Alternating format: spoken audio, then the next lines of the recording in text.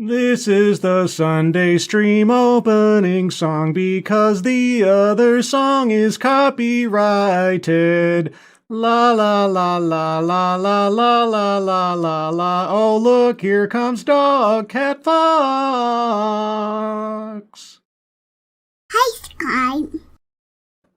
Hello, everyone, and welcome to the Sunday stream. The stream I do on Sundays because Sunday's the day to stream on Sundays. I hope you're all doing well.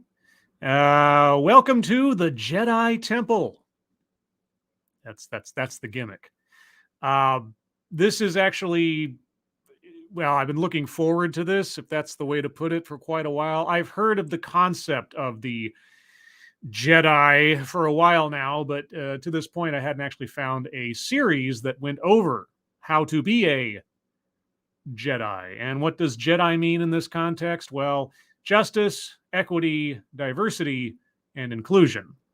I guess it was inevitable because originally it was D and I, diversity and inclusion. Then they added E, DEI, and it was only a matter of time before somebody decided to be clever and add justice. And so here we are. I got some more to say, but before I get into that, who is joining me on this wonderful Sunday morning to learn about how to be a Jedi?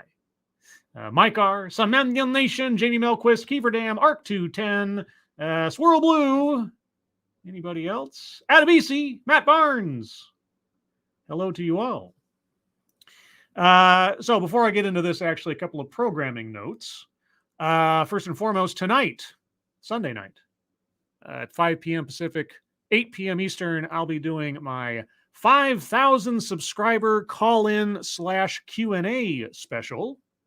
So if you have a question you'd like to ask me or a comment you'd just like to have read on the air, there is a special little video on my channel right now. It's boldly tagged as a 5,000 sub special deal.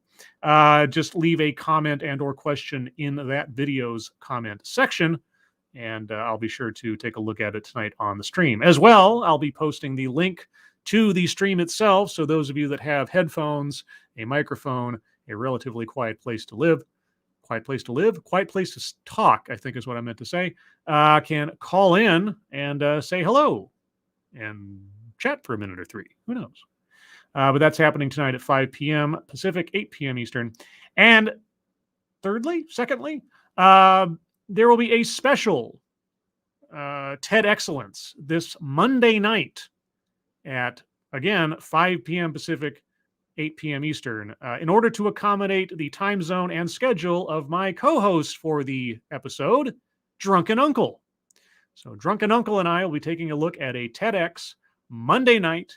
This will be occurring after the AAA stream, of which Uncle is a member of, and on this channel. Special time, special day to make sure that Drunkle could attend. So keep an eye out for that. I've already posted it somewhere, but you can find it again shortly, either today or tomorrow. And if you're watching the AAA stream, hopefully Drunkle will remember to shill that as well. Okay, so all of that, before we get to that, Tall Person, thanks so much. Hoy, can't watch live, we'll watch in full later. Happy National Chocolate Milkshake Day, everybody. I had a chocolate milkshake yesterday because I got myself a cheeseburger and fries and a milkshake because I'm an American. And now I'm fat. Thank you, Pecoraro, the Driving Ape Man, for the sweating super sticker smiley face guy. I mean, I guess I'd be nervous too to find out what it means to be a Jedi. So this comes to us from the American Institute of Architects, Miami chapter. Don't ask me what any of that has to do with anything. That's just where it comes from. This association or institute has put together a series, a 4-part series, if you can believe it, covering each aspect of being a Jedi. The first episode being justice. Now, I do not know if I will go over every of the 4 parts, all of the 4 parts. It all depends on how interesting this first one is. So, not to be too much of a tease with the title of this one or the thumbnail, but only if it catches my interest going forward will I do multiple parts. Secondly, this video runs 45 minutes. I'll only be doing as much as an hour and a half worth of real-time broadcast. So if we don't finish the whole thing, I have a feeling we'll have seen enough by then to get the gist. And lastly, editor's note, I did cut out significant portions of this. And what were those significant portions? Well, first and foremost, there was a couple of minutes at the beginning where the speaker went over events taking place on a calendar for the association or whatever, which were irrelevant. And then they did their own Q&A section at the very end that lasted 15 or 20 minutes or something, which I figured if we even get to that point, we'll have plenty of questions of our own. That probably won't be answered. So I cut all that out. So it's a truncated version of the original. If you would like to see the full original broadcast, you can find the link in the description. Okay, with all of that as preamble, start off with a few seconds for sound test. You guys tell me if you can hear this, and then we will learn how to become Jedi. Hello, everyone. Welcome. Hello, everyone. Welcome. You guys hear that all right? Let me know in the chat. Also, a couple more hello. Chicago Mike, hello. No Name, hello. Portmanteau, hello. Pip Bin, hello. Non-Vitae Rex, hello. Sounds good, says Kiever Dam. Well, if Kiever Dam says it sounds good, that's all I need. Welcome to the first in a 4-part series. We're really excited to have you here. I'm excited My too. name is Vanessa Smith-Torres. I am a member of AA Miami's Diversity and Inclusion Committee, as well as the president of the National Organization of Minority Architects South Florida chapter. Wow, that's a long resume. Thank you so much for joining us tonight. Yes. We're really excited to talk today I'm really excited to listen. about JEDI, Yes. Justice, Equity, Diversity, and Inclusion. Yeah. And to kick off this series, talking specifically about justice. Just so you know, the picture does turn into something more full shortly. It just starts out with this little window. So again, this is the first of a 4-part series. Today, we are talking specifically about justice and what this JEDI framework kicks off with. And each Tuesday of this month, we will be attacking each one of these different concepts. Attacking? That's not very Jedi. So first, what is JEDI? It's really important that we start these conversations with a common vocabulary, a common language. I appreciate that. I always ask for definitions of terms before we proceed.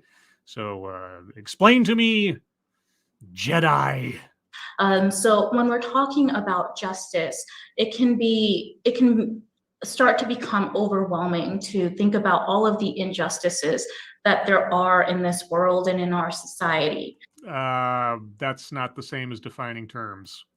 I could think about a whole bunch of horrible things all at once and overwhelm myself. It has nothing to do with the definition of a word. So, yeah. But as we talk about JEDI in architecture, justice in architecture specifically. Justice in architecture. Well, I guess that was unavoidable since this is an architects association. So justice in architecture. I can't wait. We're talking about removing the barriers, removing these barriers to entry to our profession. Barriers of entry to our profession. Okay. Not barriers of entry to like a building, because presumably you have ramps and things, but okay. Barriers of entry to your profession. All right. What would I imagine, just as a baseline, of a barrier to entry of a profession of architecture? Well, I would assume you would have to have some kind of certification in architecture training. So that either means some kind of degree, engineering degree, architecture degree, something. There has to be some kind of certification process at the very least. Beyond that, besides schooling and some kind of knowledge, demonstrable knowledge, I couldn't say what else there would be because I'm not in the industry. But before we get there, Pecoraro, thank you again. If this is what being a Jedi is all about, send me to Coruscant. Well, that's where you'd go to learn to be a Jedi. So, yeah, it seems pretty simple, doesn't it, so far? Thank you. This is Kyle. Hello, chat people and Jedi Master Scribbles. No, I wouldn't be a Jedi. I might be a gray Force user at the very best, but probably a benevolent Sith Lord. But I have no other choice but to cover this as Jedi. If I can find a Sith practice where the letters spell something like scribe is the hotness or something, then maybe I'd go for that. But for now, I'm stuck being a Jedi. To the built environment. So justice specifically, we're focusing on these barriers to entry. Like equity. We're looking at allocating resources in proportion to the needs, right? So it's not equality where everyone gets the same, but it's equity where everyone gets what they need. Everybody gets what they need. So whether they've earned it or not, whether it's going to benefit them or not, they get what they need. Okay. It's not equality, just so you know. I'm glad she made that distinction. And thank you, Lady Gopher, for the dancing, smiling, loving, dog cat fox. Wowie, wow, wow. Thank you, Lady Gopher. Appreciate that. Equity, not equality. Well, okay. In order to get these outcomes, to get equality as an outcome. No. If you're talking about there's no equality, everybody gets what you're talking about equality of outcome. Yes, you're not talking about equality of opportunity. So access to the same opportunities, that's equality of opportunity. And outcomes. No. Equality of the same outcomes. So whether you have the skill, the knowledge, the ability or not, you're going to have the exact same outcome. Someone who works harder than someone else, they're both going to have the same outcome. Is that what you're promising? Okay. Diversity being this array, this multitude of experiences and perspectives, and inclusion being the final output, being that creating that sense of belonging, that ability to fully participate in this case being the architectural profession. Okay, well, each of these will be covered in their own talks, as she's explained. So let's focus on justice. I'm going to read off of the card for those of you at home, even though her own little window cuts off part of the text. Justice is acknowledging and denouncing racism, removing barriers, and promoting opportunities in the profession for all individuals. All right, so presumably we're going to learn how to do all of those things in this first presentation. So again, this is an AA Miami and event, and we are specifically talking about architecture, but a lot of these ideas can translate to other fields and other professions. They're really global ideas. So yes. I encourage you, if you're not specifically an architect or an architectural profession, to take a look at that, to think about how you can incorporate JEDI into your own practices. Well, that's specifically why I'm looking at this, because like I say, to this point, I don't think I'd come across anybody who tried to break this down into a practice. I'm sure there are other videos out there that cover this thing, but this is the first one I came across that did it individually. So yes, you may be talking about architecture, but I will be looking at this as at least an example of this same, I don't know what you want to call it, initiative, ideology that other companies or organizations may be using.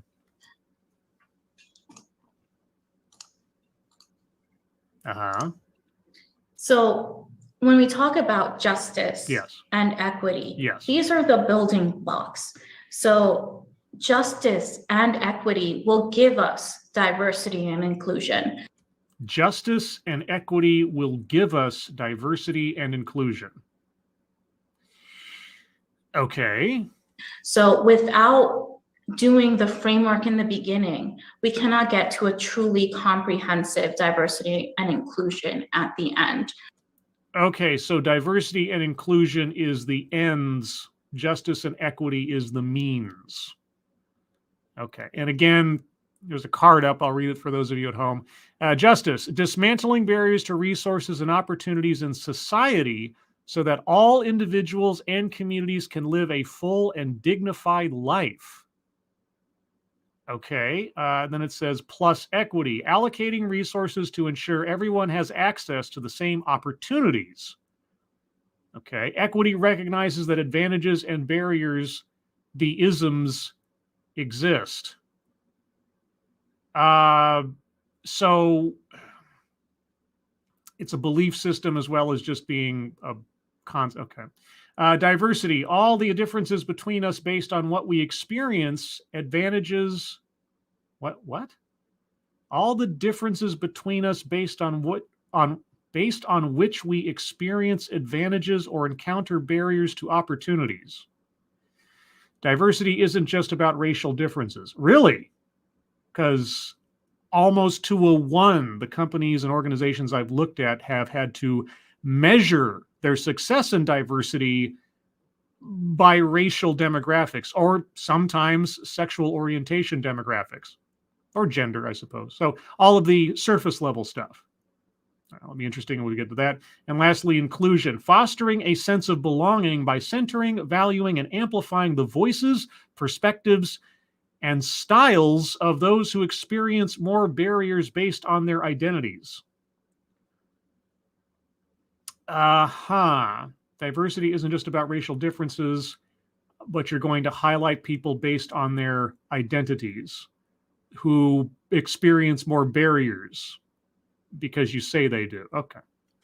So that's something to bear in mind. So again, today we're talking specifically about justice and this idea of dismantling barriers. What are the barriers to entry? Yes. What can we do to break those down and allow more people into our profession and into architecture, architectural space, architectural education, etc. Sure. Okay. So a lot of people push back on this, wondering, where did JEDI come from? Well, where did JEDI come from? It was just the natural progression of trying to add in everything. Originally, it was diversity ampersand inclusion. And then they added equity because that wasn't enough. And then some clever person thought, hey, justice starts with a J. So let's just steal the whole idea and market this more effectively to the kids out there, I guess. Thank you, Andrew Joyner. Is it me or is access to outcomes an oxymoron? Yeah, access to outcomes. Yeah, equality of outcome. We need access to outcomes. Just like, no. Access to achieve an outcome, perhaps, to earn an outcome, perhaps, but it's not a guaranteed thing. If it is a guaranteed thing, why bother trying? Why JEDI? We've been talking about diversity for years. Yes. And this is not a new concept. We know that diversity is a goal that we want to reach. How do you measure that goal? I hope she goes over that part. So why add all of these new words, all of these new acronyms to the conversation? So you can have a never-ending conversation. And actually, with every extra step you put in there, you make sure that the goal can never be reached. Because with all these abstractions, justice, equity, diversity, inclusion, you can never actually reach the end of it. It is a perpetual force forever. That's why. Right? And everybody's trying to find their white fragility, their little thing they can latch onto as something unique or sound all cool. Also, let's just be honest. It's about marketing. It's about marketing. You can become a Jedi. The simple answer is, we know more now. What? The more we have these conversations, the more that we talk about what needs to be done. What? Then we develop new language to talk about it. Okay, even before somebody decided to add on J and E to this whole thing, the words justice, equity, etc. had been mentioned forever. It's not, come on. So we talked about diversity a lot in like the 90s.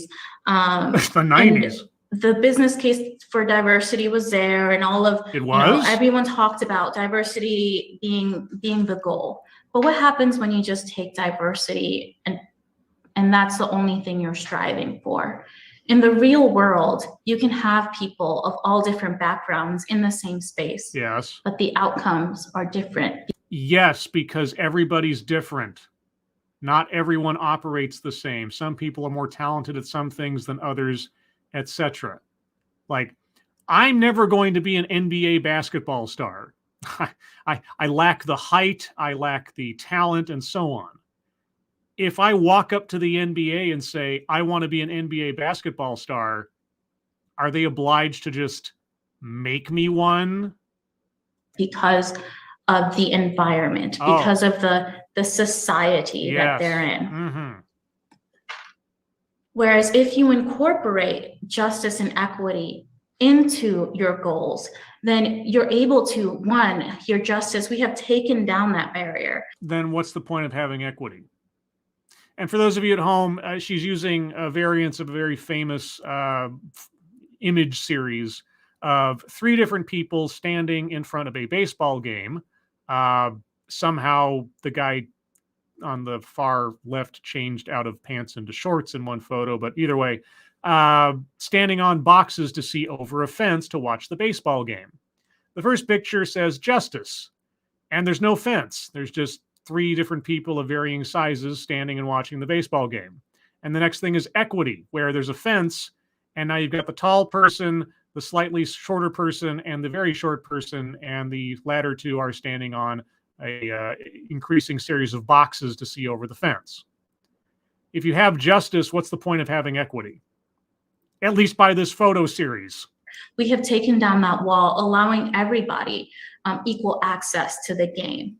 And here in equity, we're providing, in accordance to their needs, those resources in order for them to get that equal access. No. You're assuring equal outcome, not equal opportunity. Okay, let's say the baseball game is the goal. Okay, the baseball game is the goal. Just to see the baseball game is the goal. All right, and it takes some kind of talent or ability or skill to see the baseball game. All right, justice, removing the barrier, well, then there are no expectations. There is no measure of talent, experience, skill, etc. It's just there. Right? It's like breathing oxygen, short of like not having lungs or something. It's just there. There's no real barrier to it. It doesn't say anything about the person's ability or skill. It's just a gimme. In the equity photo here, you've got a fence and you've got boxes. Okay, so seeing the baseball game, the fence is the barrier of skill necessary to see the baseball game. But you've taken away the necessity to have skill because you've given everybody boxes. So everybody gets the same thing no matter what. Even though the taller guy is more naturally, let's say, inclined to succeed versus the shorter guy. Does that make the shorter guy a bad person or something? No, it just means that in order to get to the goal, you have to have certain abilities. That guy doesn't possess them. So you've artificially raised that person up to the same level as the person with the natural skill and ability. Yeah, you've gotten the same outcome for everybody, but you've also completely diminished the importance of having the skill that the taller guy possesses. So by raising someone up who otherwise wouldn't be able to get there on their own, you're effectively denigrating the person who can do it all by themselves. So justice and equity gives you diversity and inclusion. So if you the say business so. case for diversity. Yes. And we'll talk about this one a little later as to why diversity is important. But it's not enough. You can't just add diversity and stir. You need to be able to define diversity. You really need to do that. Empower people to have their voices heard. Not just have a token person in the room representing a community, but actually include their voices in the conversation. Do you think of people representing communities? Do you see individuals as simply avatars of monoliths in demographics? Define diversity and then tell me how that has a business case. Because if the profit motive is all you're doing here, I'd love to see the connection between the two. And so that's what we're talking about, is how do we get to that point where everybody's voices are included? Should everybody's voices be included?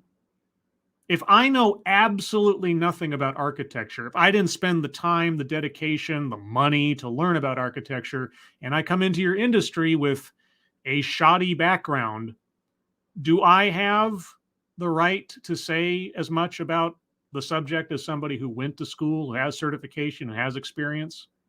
Where do you draw the line? How does this work? Give me an example. So this is important in our practice because we work with communities. We work for communities. And if we do not represent the communities we work with, how do we understand their needs? Wait, you just said not to have a token person representing a community. So what does it mean to represent a community? How does one represent a community? All right. I mean, the card you said earlier said that diversity didn't necessarily have anything to do with race. So which are we talking about? Diversity or I thought this was justice, because diversity is like the third presentation, right? Why are we talking about diversity? Where's the justice part?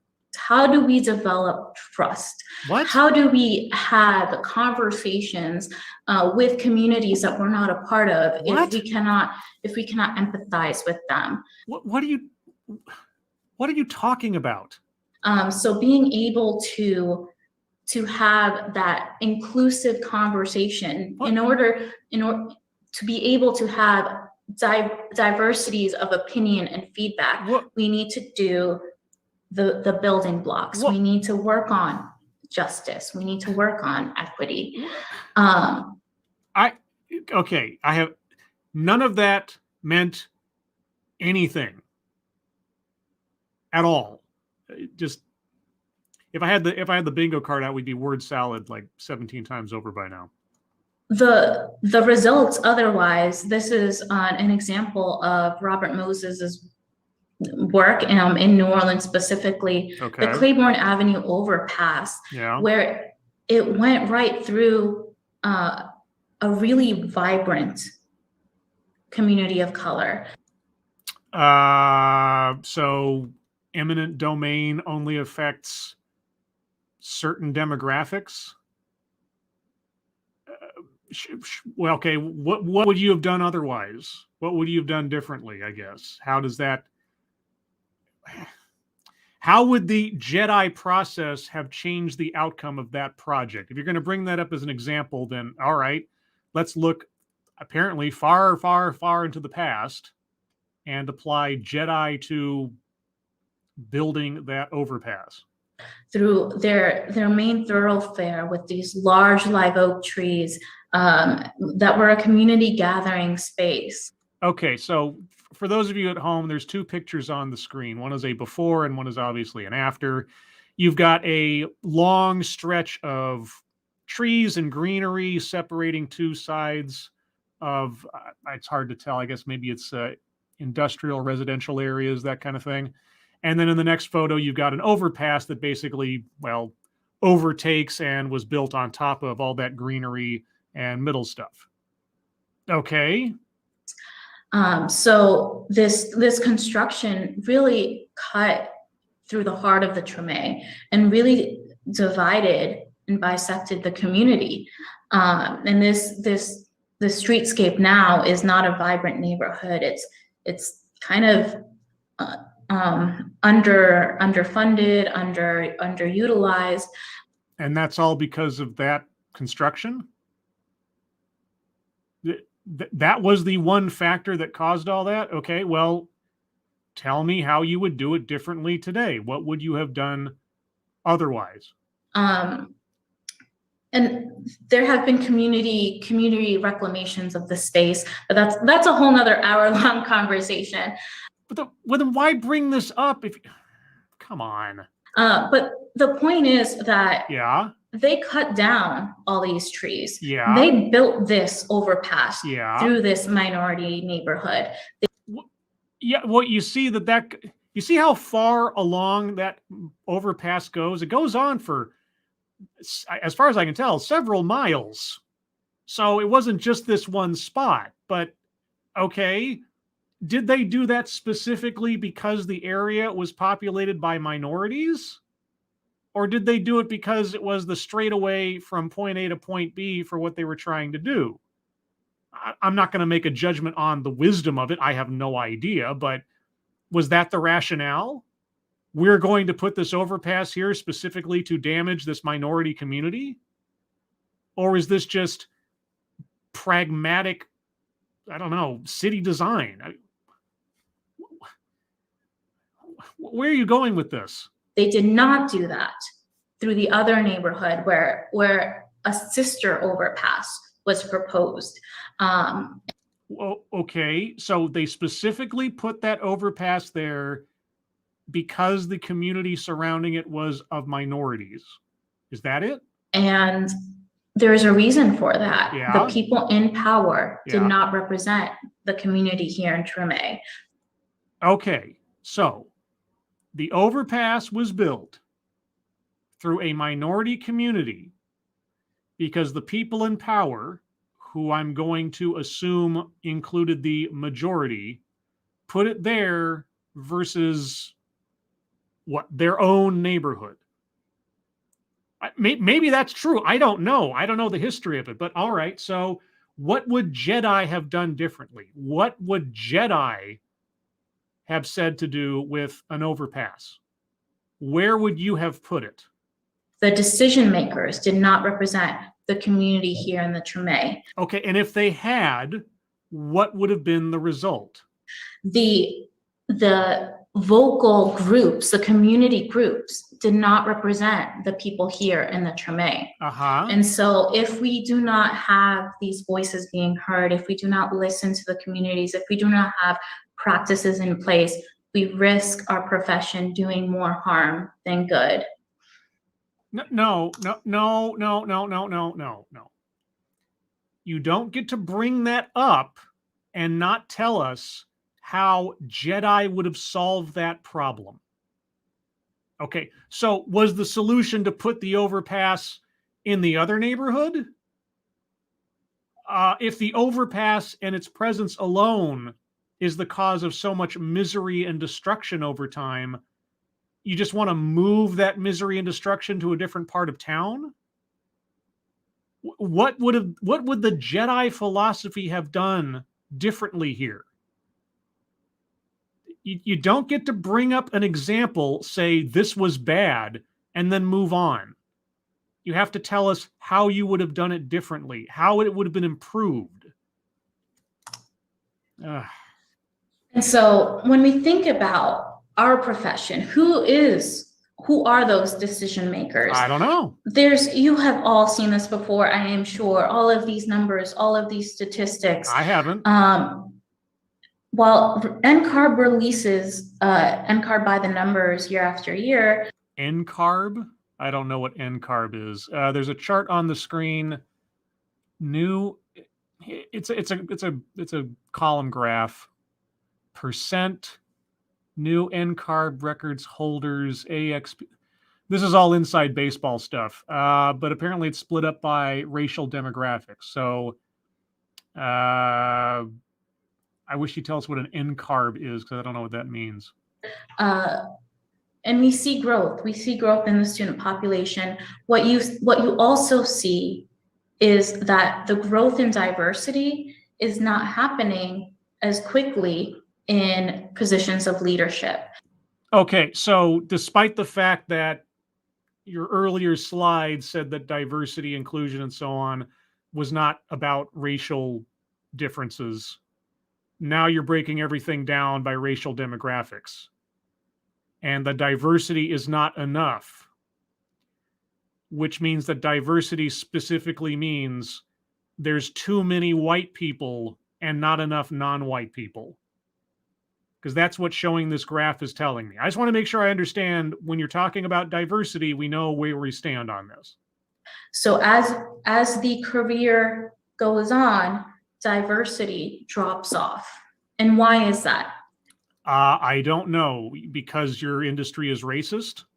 Those barriers to entry, those career pinch points, those moments between, when you're in high school, applying to colleges, applying to degree programs, when you're in architecture school, that transition from architecture school to emerging professional, that transition from immersion professional to licensure candidate, and on and on and on and so forth until principal. So, okay, you want to remove the barriers. Justice is about removing barriers. Okay, so which points along the way would you remove from the process of becoming an architectural professional? So these career transitions, these pinch points, we're always seeing a drop off in diversity. Okay, and your solution is?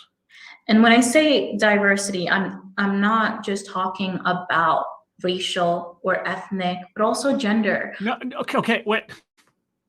I'm not just talking about racial or ethnic, but also gender. Okay, so things that say absolutely nothing about someone's skills and ability, even though the chart you're showing specifically and only refers to racial demographics.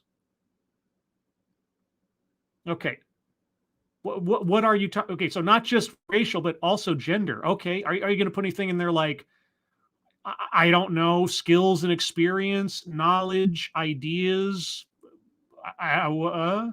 Also, sexual orientation. Another non-determinative factor of someone's ability to be an architect. So all of anything you can think of that. Anything I can think of that has nothing to do with someone's ability to be an architect? Well, okay, height, hair color, weight, anything else you want to put in there? That is a different experience, a different perspective, a different identity. No. Race is not an identity unless you're a racist. Gender is not an identity unless you're a sexist. These things say nothing about who the person is, simply what they are. And again, it says nothing about someone's ability to become an architect. Are you going to talk about something that's actually, I don't know, substantive? Irate Bear. We have a problem in this profession and in many others, but in this profession we have a problem. The problem is apparently too many people of the skin color you don't prefer. And how can we dismantle those barriers? I don't know. How can we provide pathways to entry for people of underrepresented populations?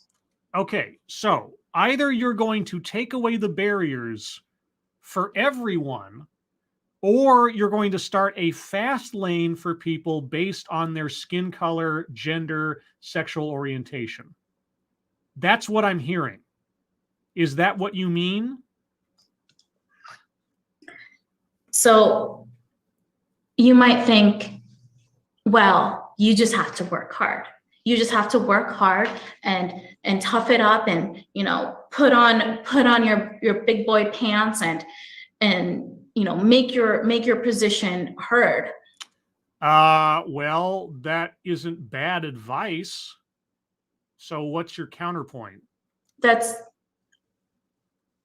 may have worked for you.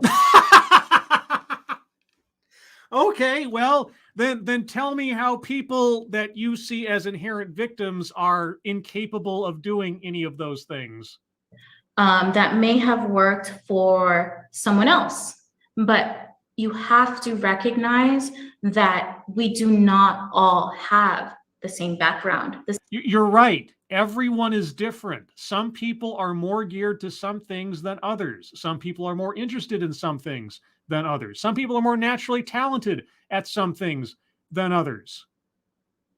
So what exactly are you proposing? Give me some specifics, right? Take person A, who you don't particularly appreciate, and person B, who you think is an inherent victim, and tell me, how would you define their career tracks to achieve an equitable outcome based on what are the current standards of architectural advancement? Thank you, Kieverdam. Women and minorities first. Yeah. It's the Titanic. Our entire industry is going down. We hit the iceberg of, I don't know, experience and competency. What are we going to do? Thank you so much, Kieverdam. All right. What are we going to do as you search for words to describe this? the same resources, Yeah. the same support. Yeah. So while we are all in the same storm, we are all in the architectural profession, or we are all trying to find our way in the world, in this community, in this city, in this state, we are not all in the same boat. So what works for some does not work for all.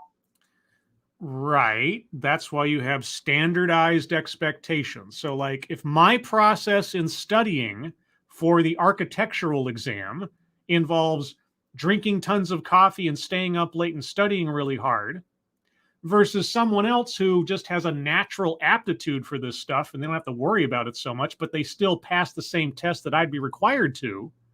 Yeah, maybe I had to work harder, but we both got to the same spot. So if I had difficulty in it, if it took me more time, should I be given an easier test than the person who just does it naturally? What are you proposing? Mechanically speaking, what are you proposing? No. So a very excellent example of this is just history. Oh.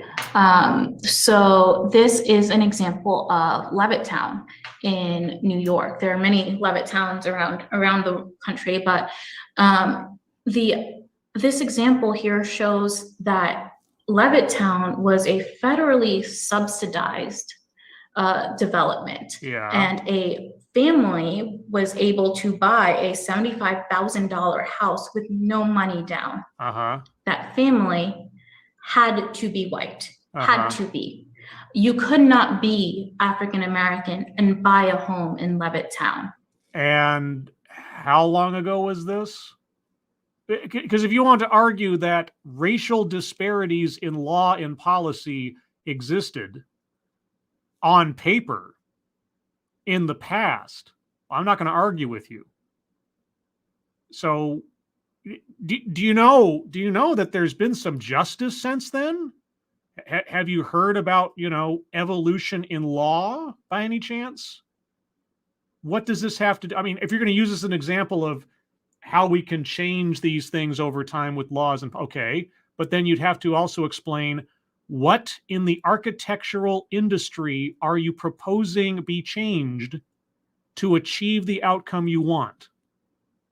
Going back to historical fact about, disparities in home ownership and such doesn't tell me that. In fact, if you were African American, the home that you could buy had to have 20% down.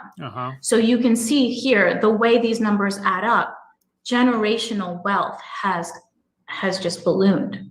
So this difference between, you're buying a house of the same monetary value. So it's not about,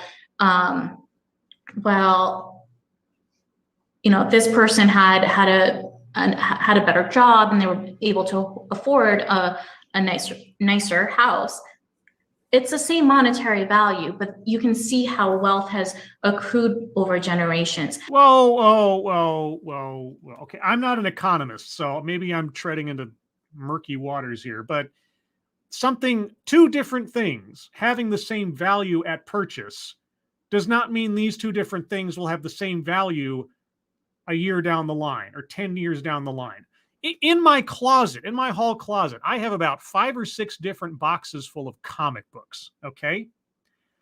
I have a whole ton of comic books that at the time of purchase cost the exact same. And yet the first edition of Spawn #1 is worth a hell of a lot more than Spawn #22, even though they both cost the same monetary value. Something is worth as much as someone is willing to pay for it. So, yeah, there are disparities in law in the past in home ownership. These were racist policies. I'm not going to argue that. What does that have to do with taking down barriers in the architectural industry? And value of cost? What? How that 20% down payment may have been a barrier to entry to those Black families in history. And does that barrier still exist? I'm assuming not, right? I'm assuming this is an artifact of the past because you're talking about history. So that doesn't exist. That unfair barrier that prevented equal opportunity, right? Because you still have to afford the house. You still have to have the money to buy the house, regardless of what the down payment was. That has been removed, yes. So a barrier to an equitable opportunity, but you're not talking about opportunity. You're talking about outcome. And that generational growth, that difference is astronomical. Mhm. So what does that mean today? I don't know. How does that relate to what we're talking about? Justice in architecture That's what I'm wondering. today. When you look at the debt, the student loan debt Yeah. for architects, Black female architects bear the brunt of it. Okay, there's a graph on the screen. Average current debt by degree and grad year. Male architect, wait, M. Arch, male Black. Oh, maybe this Masters of Architecture, I'm assuming. Okay, Masters of Architecture, male Black, highest average debt. So the highest average debt is Masters of Architecture, female Black. Okay. And then it goes descending into Asian or East Indian male. No, wait. Oh, bachelor. Oh, okay. This is all. Where? Wait. Male Black, female Black, female Asian or East Indian, female Asian or East Indian bachelors, range all groups, and then all respondents. Well, where's white males and white females, or Latino males or Latino female? This doesn't tell me anything. What? You know, Black female architects, Black architects have by far the highest average debt. Okay, why is that? Why is that? Yeah.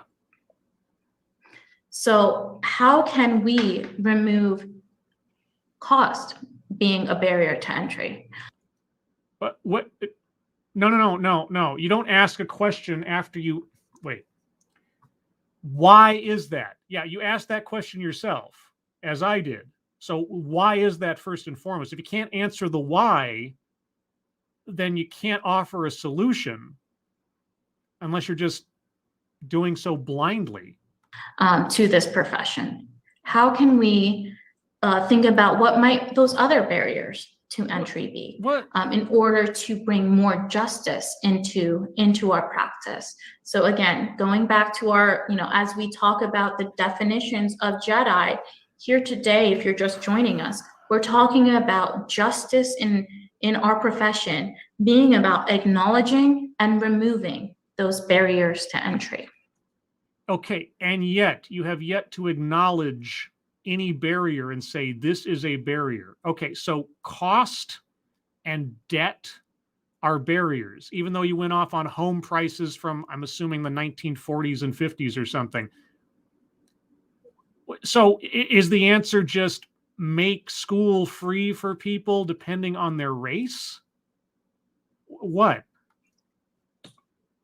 So you can say pick yourself up by the bootstraps. Oh, for crying out loud. But you have to acknowledge, you have to know, not everyone has a pair of boots.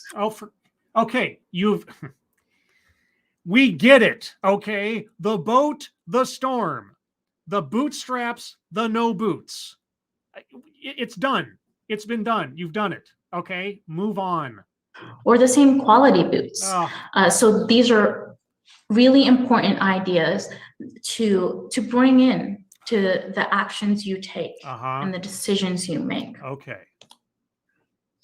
So looking at the career span from graduation to retirement, what might be some of those barriers? I don't know.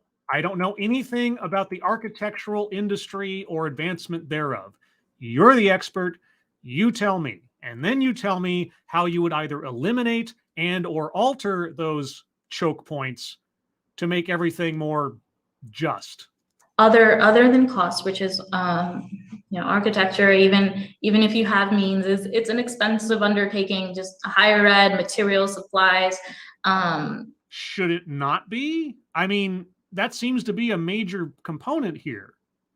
I mean, if you're arguing for a lowering of cost to entry, well, all right. I mean, I assume that's one of the things. I don't know why architecture degrees cost so much. If you know why, perhaps you can find a way to cut it down. Do you have any ideas on that? It's an architecture degree is an expensive undertaking, and our testing as well. Okay, well, I'll tell you what. I would agree, or I would at least stipulate to the notion that class should not inherently be a barrier to certain educational pursuits. Right? Okay. So let's talk about that, because whether you're a poor black person or a rich white person or a poor white person and a rich black person, you're all going to presumably have to pay relatively the same amount of money to become an architect, setting aside time and passion and talent and everything else. So how would you, and I know I'm asking to the ether here, but how would you address the cost/class disparity in access to an architectural education? I mean, you should start there, since that's the one you're talking about the most here, about money. But what else? I don't know. What else? You tell me. So one of them might be finding the right fit. Finding not only a university that's the right fit, but a firm. What? The right fit? How? Okay, how do you take away the barrier of fit? As you're working through your profession, the work-life integration, particularly for women who bear the brunt of childcare. You can choose to have a kid or not. And men are not outside of the equation of childcare. Bear the brunt. Well, if it's going to be that much of a burden, maybe you should think about not having children until after you've finished your education. So as you think about what might make someone drop off from architecture, what might make someone not keep going? Choosing to raise a family over pursuing a career. I mean, that's a choice. It is not imposed upon a woman to raise a family. Well, at least hopefully in this country, for the most part, it's not imposed on you. I know there are countries and societies that take a different perspective on that. But generally speaking, women in America, and mostly in the civilized nations, are not forced to bear children and forced to raise children. So for the most part, it's a choice. Is that a barrier in the architecture industry, or is that a choice someone makes? These are the places, and these are the critical moments where we need to take a strong look at ourselves, at our profession, at our practices, and see where and what can we do better. Okay, yeah, you've talked about this for the last 15 minutes. What are they? What are the choke points? How would you change them and or remove them? How would that lead to an equitable outcome while still maintaining the quality of the output of the person becoming an architect? So step one, identify the issue. You're kidding me. So it's really? Not, nothing when we talk about JEDI, talk about diversity, not when we talk about justice, nothing is black and white. What? It's not simple. Like what? You've just gone over, there are people who have the advantage and people that do not. There are choke points that are unfair. Yes, identify the issue. I've been waiting for you to identify the issue. You say these things are unfair. It's unfair. Yeah, okay. How would you make it fair? It's a complex issue that compounds over time, and it's intersectional. Meaning, when you talk to me about my experiences, you have to understand I'm coming at you not just as a woman, not just as a Black woman, but as a Black Hispanic woman. And all of that says what? All of that says what about you? What should I assess you as based on your gender and your ethnic background? You tell me, how should I assess you on those surface level attributes? Please do tell. That's not even it, right? So No, all I of don't know. our identities come together and interact in different ways. And so that is intersectionality. Okay, so every female, Black, Hispanic in the world is exactly like you. Their experiences are exactly like yours. Every female, Black, Hispanic architect has the exact same knowledge base, experience, and skill as you. Is that what I'm supposed to think? Right? How am I supposed to assess you on those attributes alone? You need to tell me. Just saying that they make you somehow unique or a special case tells me nothing. There seems to be a running theme here. You say things and then do not define them. You say there's a problem, yet you do not define it. You say you want to change things, you don't say how you'd want to change them. In a nutshell. No. So once you identify the issue, you also need to identify the power structure. Oh. Right? What is the organization? Who is a person that is controlling this? Controlling? Okay, I don't know. You'll have to tell me. Thank you, Officer Buck. A Black Hispanic person. So can we have a Black white person? I don't know. Yes, you can. And again, and that says absolutely nothing about the person, unless you're a racist. So I'm dying to know what she thinks I'm supposed to think of her based on that description. I'd love to know. What is that supposed to mean? On the temporal plane, in the realm of architecture. That is allowing this to remain the way it is, or basically where do we need to attack? Where do we need to implement our actions? Just as a reference for those of you that are listening rather than watching, she's got a card up that says, identify the issue. Most issues we are organizing around are compounding and, I'm assuming, intersectional. Next, identify the power. People, firms, and organizations allow the system to output harm. Her window is covering up the text. Harm something, the built environment. Center the people. Communities most affected by an issue must have their voice and experiences prioritized. And lastly, opportunities for just futures is fostering a sense of belonging for all voices and perspectives to feel welcomed, respected, supported, and valued to fully participate. And the source for this list, the Anti-Racist Design Justice Index. Okay. Center the people. Now, this is really important. A lot of, I'm going to say, well-meaning people. Oh. Are. Who are the well-meaning people? What distinguishes the well-meaning people from the not well-meaning people? They might think that they have a plan, have a solution. And what about these well-meaning people says that they don't? But if the solution or the plan is not coming from the people who are being affected by the issue, you're missing the mark. If the plan is not coming from the people,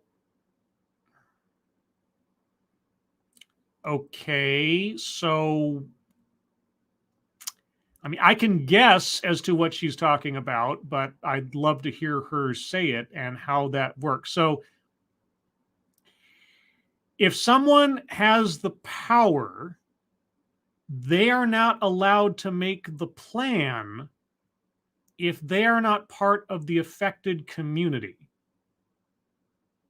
So the person or people or firm in power needs to abdicate their decision-making authority to other people who don't have the power in order to make the plan.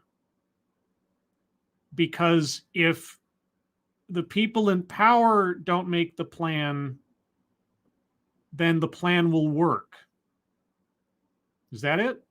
You're missing the mark. So listen, and then fostering a sense of belonging, creating these opportunities. So how can people feel like their voices are being heard? That feel like? Oh, it's just about okay. Their participation is important. So this will break down those barriers to entry by listening to the people who are ostensibly behind said barriers. Oh, well, she finally removed her image so I can read. People, firms, and organizations allow the system to output harm through the built environment. What? Okay, so people need to feel that they're being listened to, but there's no obligation on the part of the person in power to actually respond to what they have to say. Is that it? Because welcome to politics since time immemorial. So, step one. We're getting to steps now? Okay, what's step one? When you're going, I've decided to become an architect. Okay, I've decided to become an architect, just out of the blue one day. All right, I want to be an architect. Step one, yeah. Go to architecture school. Well, that sounds awfully simplistic. There are probably some steps along the way, right? What school are you selecting? The one I can afford. So no one wants to be alone. I can tell you this from personal experience. Being the only in any place is terrible. So you put a high value on having people around you who look like you? Color me surprised. It's difficult, it's challenging, and there is a weight put on you, an unfair weight, an unjust weight put on you to represent everyone. There is? Really? Who is putting the weight on you to represent everyone? I would love to know this. I would love to know that. So you're not just representing yourself, you're representing everyone. Well, that's a mighty responsibility. Who elected you to that position? And if someone is looking at you and expecting you to represent anything other than yourself, well, I'll tell you, they have a big problem.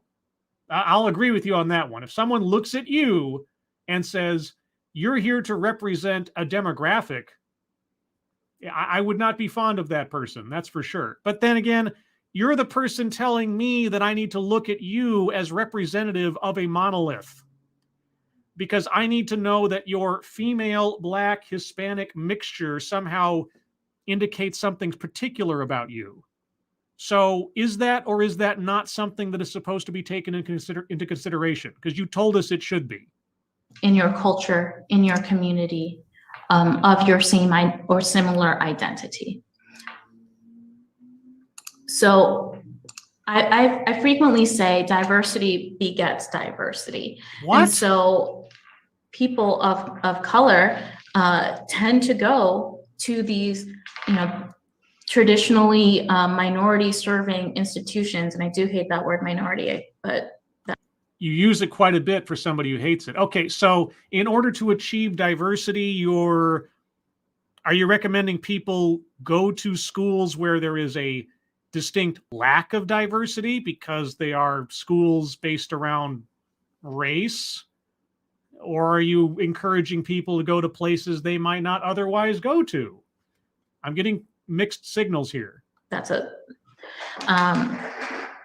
So when you look at the fact that out of over 139 accredited NAB program,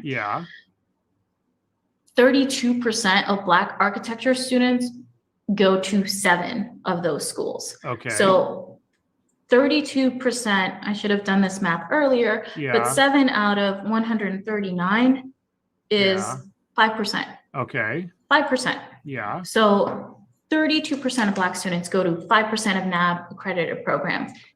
32%. Okay, so that means that 68% don't. So the vast majority. Wait, what are we assessing here? And that's just the students. The architects, those who graduate, who finish, who get licensed, it's half. So why is that happening? I am decided. I'm not even just confused about where she's going. I'm confused about what we're talking about. Okay, on the screen, she's got two different charts. Black student representation at historically Black colleges and universities. Black architecture students, 68%, 32%. Okay, so there are out of the 130, okay, so there are 7 historically Black colleges on this list, I guess. There's no list, but that's what she's saying. And out of all of the Black architecture students, 32% go to historically Black colleges. Okay, so 68% go to non-historically Black colleges. Okay. All right, so the vast majority go to other schools. All right. And then the next chart, Hispanic or Latinx representation in Hispanic serving institutions. So, okay, I'm dying to know, is she going to be recommending that more students go to colleges that are specifically geared towards their racial demographic? Because that goes against the idea of diversity as she's defined it. Or is she saying that, I don't know what she's saying. Because diversity begets diversity. What? These students are not seeing themselves in the other 95% of programs. So you are encouraging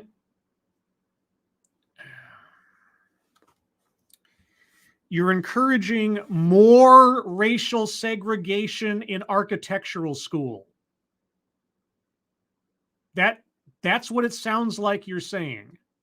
You go off on diversity for 15, 20 minutes, and now you're saying it's a problem that students are not, quote unquote, seeing themselves.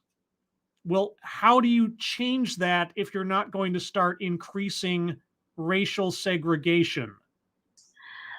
Same with Hispanic students who attend traditionally Hispanic serving institutions. These numbers are not, it's not a coincidence. It's you go to these schools and you feel like you belong.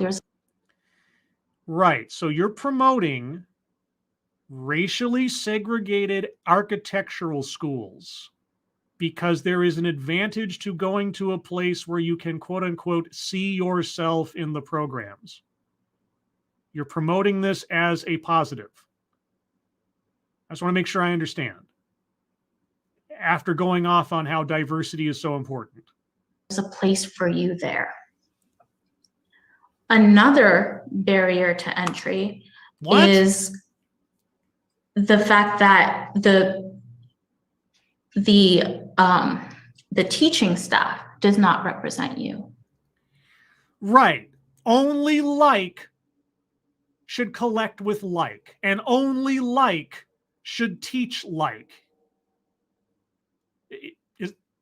That's what you're saying here. So as if you're listening and you're in higher ed, whether you're administrator, if you have the opportunity to work in college admissions and recruitment, if you have the opportunity to hire professors, these are things that matter. Are you advocating for, gosh, I can't believe I'm saying this. Are you advocating for racial discrimination in hiring practices in higher education? Because that's what it sounds like you're advocating. What high schools are you going to for your high school visits, for your college fairs? I actually did work in college admissions and recruitment, and now that's a scary thought. I can tell you that we did a lot of targeting uh, of schools with students who were high achieving and yet high paying. So are you targeting the other side of that? Whoa. Okay. Why are you implicating class just then? You're not talking about class. You're talking about race, unless, and I know this would be an amazing thing, unless you are entwining those two concepts together, making assumptions about someone's class based on their race. But that would be a bad thing, right? Why are you dancing around this? I mean, I know why, or at least I can suspect, but you know, when I'm saying high achieving and high paying, that goes back to the Levittown story. No, okay, so it is about race and class being entwined one to another. Okay, so when you're talking about high paying, you're talking about a particular racial demographic. Right? That's how you see people in particular racial demographics. That's how you assess them. Okay. Are you listening to yourself right now? Honestly, are you listening to yourself in the last 5 minutes? You are endorsing racial discrimination and segregation in schools and in hiring. There's no other way around that based on what you've said. Is that really what you want to have instilled into the architectural industry? I mean, I assume it is. The students in Levittown whose parents were able to pay for a private school education. So how is that just? That because they got a house way back when for no money down, that now they're being actively recruited into higher ed? Oh, okay. Well, what is your solution? How would you solve that? Levittown was a long time ago. So how would you solve for today? I can guess, but you have to tell me. So as a university, think about that. Think about that barrier to entry. What? The cost? Okay, well, don't you have a suggestion or a solution? You're the one teaching me how to be a Jedi. Who are you recruiting? Where are you recruiting from? I don't know. Who should I recruit and where should I recruit them from? And who is teaching your courses? I don't know. And how do you determine the wrong person is teaching? I mean, I'm looking at the chart you've put up, and so I can pretty much guess, but why don't you tell me? How do I assess whether or not a teacher should be teaching students? On what basis should I make that judgment? Studies show that people who see themselves in, whether it's a Black student seeing at least one Black teacher before 3rd grade, their outcomes improve. If they can see it, they can be it. Right. So if you do not see someone who looks like you doing something, you do not believe you have the capacity to do that thing. All right. Just utter absence of imagination without taking race into account. Okay, so all of these students you're talking about are racial supremacists and also entwine their own self-esteem into the race of someone who's teaching them. So what is the solution to this problem? Well, obviously, by implication, like should only teach like. So you are promoting racial segregation in schools. Yes. So having people who represent you in the role that you're looking to get is important. You told us not to have the token person there as some sort of representative. Then you said we need to take into account your gender and your various ethnicities in assessing your, I don't know, experience in becoming an architect. Right? And now, once again, you need somebody to represent, even though the burden of represent. Which is it? What are you looking for? Would you make up your mind? I mean, it's all poison, but a little consistency in the strychnine would be appreciated. This isn't just Vanessa talking. This isn't just me philosophizing. Oh, no, I know. No, everything you're talking about is representative of a whole swath of things going on right now. No, you are not unique. I will give you that. I will give you that. You are parroting stuff that I've been listening to for 5 years. And it's just compounded one upon the other to this point where there's not even your lame attempts at couching your language about what you're talking about don't even pass muster anymore. Right? Especially with the visuals you're giving us. I know exactly what you're saying. And anybody listening to this who isn't clouding their own mind knows exactly what you're saying.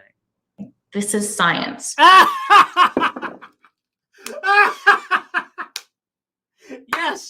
Yes, it's science. Yes, just like racial hygiene was science, just like eugenics was science. Like must be taught by like, or else they'll never achieve anything. Yes, you're right. It's science. It's science. Shall I start measuring the bumps on my skull to determine whether or not I'm insane? Jesus. This is fact. Oh, fact. That if they see it, they can be it. Ooh, right. Sorry. Mm-hmm. We're jumping. Yeah. Get back to your. So keeping this one in mind, so I'm going to stay on this one. Okay. As a firm, yes. Who are you recruiting? Presumably, if I'm following the law and the interests of my company, the most qualified, talented people who also, at least attitude-wise and sales-wise, will fit in with the people at my company or my firm. You know, there's a skills test. There's also a sort of interpersonal test. It's just how things work in life, whether it's a social group or a business. So presumably that's what I'm doing, but I bet you're going to tell me that there's a better way. And where are you recruiting from? Are you recruiting from predominantly white institutions for your internships, for your for your hires of recent grads? White institutions. I don't see on your chart anything that says white institutions. I see historically black colleges and universities. I see Hispanic or Latinx representing Hispanic serving institutions. Okay, name for me a white institution. So these are things to keep in mind of where can you do better? Where can I do better? Okay, so to do better is to not recruit from places where there are too many white people. That's where I can do better as a firm. Okay. All right. What gate are you standing in front of, and how can you help open up that gate?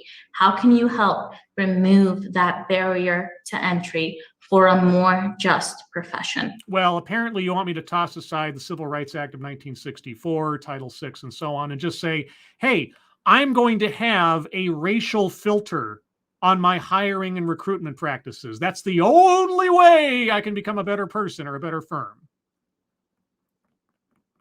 That's what you're telling me with that statement.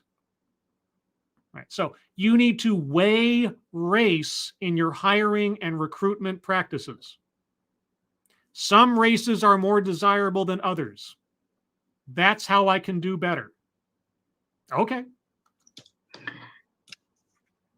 And then finally, as a university, if you're in higher ed, what's your curriculum like?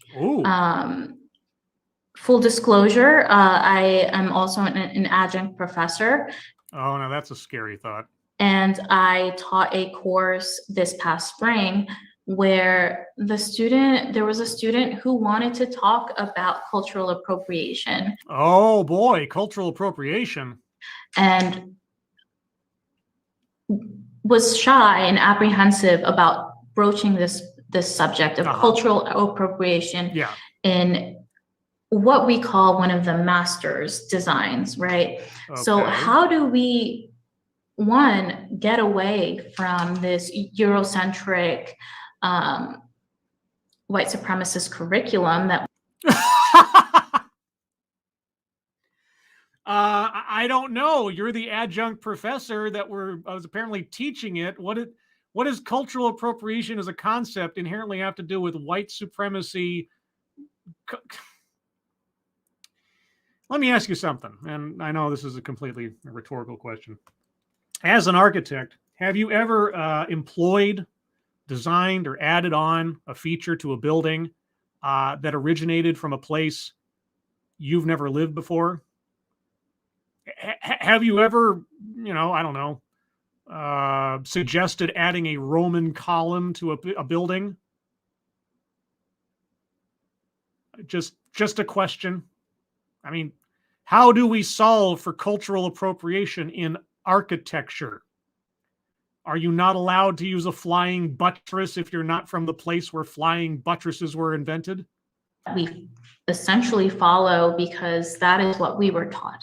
That is what we were taught, and that is what we hand down generation after generation. Okay, so how are you solving for white supremacy in your teaching practices? So how do we change the conversation? How do we change the narrative? Tell me. So Dark Matter University is a fantastic resource it's a collaborative, a collective of people who want to not only change the narrative of architectural curriculum, but change the narrative of architectural education as a whole. Okay, in what way? So decolonize your education. And we know what decolonize means. Teach real history. Oh, real history. Oh, okay. How many of us went through architecture school not knowing, never learning that Black Bottom was an African-American community that was kicked out and raised in order to build Mies van der Rohe's Lafayette Park? I honestly couldn't tell you. I haven't gone through architectural school, or at least that in Miami. So I don't know. What does that have to do with becoming a better architect? How many of us went through all of architecture school not knowing that Seneca Village was a traditionally Black community that was kicked out and displaced in order to build Central Park? I don't know. How does knowing that or not knowing that contribute to your ability to design a building? What matters that particular history to becoming an architect? So these things are important. If you say so. Things are important to learn about in our history and our education. So how much time at Dark Matter University is dedicated to learning about history of architecture versus actually becoming an architect? So in order to bring justice into our education, changing the conversation, changing the curriculum is important. So you need to dedicate a certain portion of your architectural curriculum to learning about racial injustice in architectural history. And that will make you a better architect? Is that it? Oh, and should a white teacher be teaching those classes?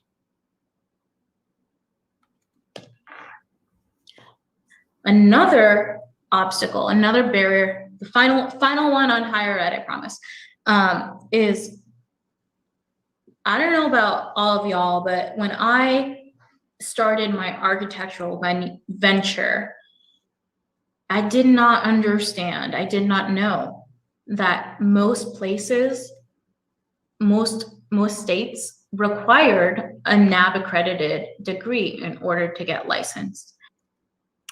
Okay, well, maybe you should have done some more research, because I'm sure that wasn't some big secret. And so a lot of people may not know that.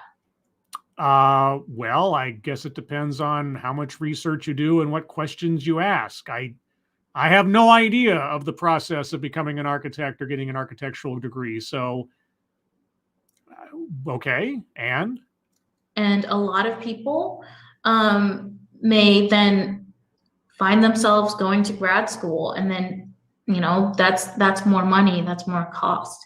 And so what's interesting is that is the enrollment here, where 58% of white students are in accredited NAB programs, but only 45% of Black or African American students are in an accredited NAB program. So was the barrier to that the fact that you're not white, or that you didn't do enough research ahead of time to know that? You just talked about a lack of knowledge, not somebody preventing you from knowing something. So what does your personal example have to do with this? Or what are you saying is the barrier then?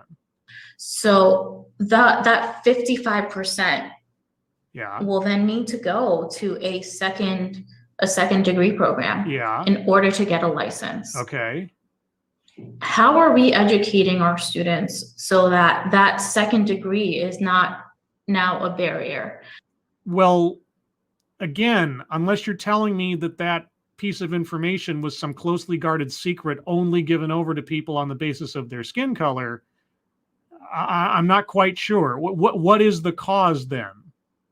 So that's, a 10% difference, which is when it comes down to raw numbers, understanding that, sorry, this is, numbers that, but. Oh, yeah. If I'm watching this and I'm an architect, boy, numbers, I must really hate numbers. A 10% difference when the Black student population is only about 5% of overall student population. When you transfer that to raw numbers, sheer quantity, it makes a huge difference. Okay, yeah. Well, that's a piece of information that isn't here. You're not talking about numbers, you're talking about percentages, and a lot of things can hide in percentages. So, okay. I think I'm done with this. At least this part. We are 29 minutes into a 45-minute presentation. I am not going to split these up into multiple parts for each letter of the acronym or whatever. So I'm going to pause here, or I'm going to stop here, I should say. And I don't think it's going to get any better if I continue. So the next couple of minutes I will leave to you guys if you have any questions or comments you'd like to add in. Did we learn anything? Well, I learned it's a whole bunch of stuff that I've heard before. And I'm also, as I am on so many of these occasions, listening to a grown adult who obviously has gone through school, knows something about history and so on, even brings up an example of structured racial disparity, and then goes on to promote the idea of instituting structural racial disparities for great benefit. Somehow she can't see how she's promoting the very thing she says she's against. Blind to it, apparently. Cognitive dissonance, a little bit. Yeah. Let's see. Check your logic. Right, I was about to depart from chat. Monkey goes live. Well, because Monkey has no respect for anybody else doing stuff on a regular basis. Now, I do this every Sunday, and he's just like, hell with it. I'll go live anyway. Just step on toes. Step on toes. It's fine. I've gotten used to it at this point. It's basically a YouTube interruption, right? He can't be on the show with me anymore to cut me off in the middle of a sentence. So he just, starts streaming right over me. It's just a thing that he does. It's fine. Whatever. Let's see. Check your logic. I'll catch you guys later. Anyway, I'll probably see you on Quippers or Scribe Stream tonight. Yes, programming note. Tonight at 5 p.m. Pacific, 8 p.m. Eastern on this channel, I'll be doing my 5,000 subscriber celebration special with questions from a Q&A comment thread that you can go add to yourself right now if you'd like on the little video on my channel where the comments there is for that. And as well, I'll be doing a call-in either segment or interspersed with people coming in. If you have a microphone, headphones, a quiet place to talk.